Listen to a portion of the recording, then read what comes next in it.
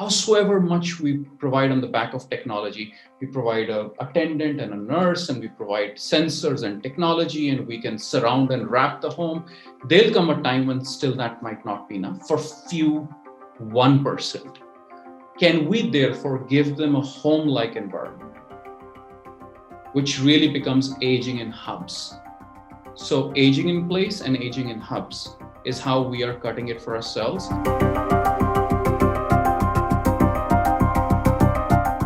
Given by the sentiment I shared with you, I truly believe that since it's a continuum, since it cannot be segregated between psychological, medical, so on and so forth, also it cannot be segregated by conditions. So what we are doing, Pavan, is we're trying to put a few things very clearly in front of us. One of which is literally the founding principle of our thought process, is that when you age, you can't, if you're catering to elders, you cannot cherry pick.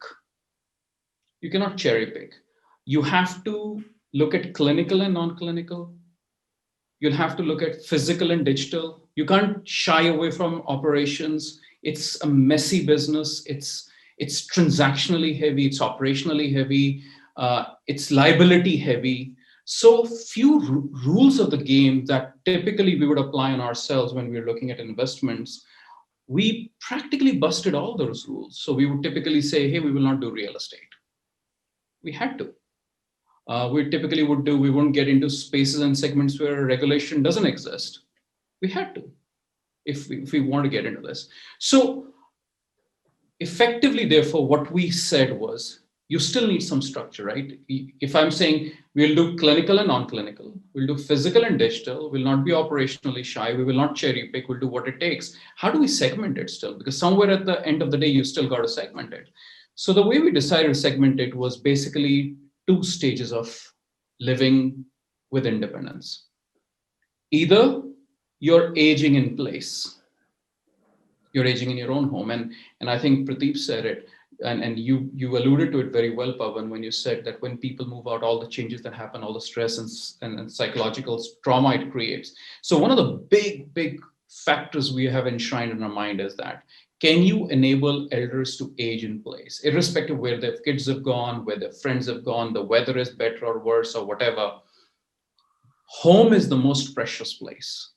It might be in a 47 degrees Celsius temperature without friends or wherever it is, without family. Home is home.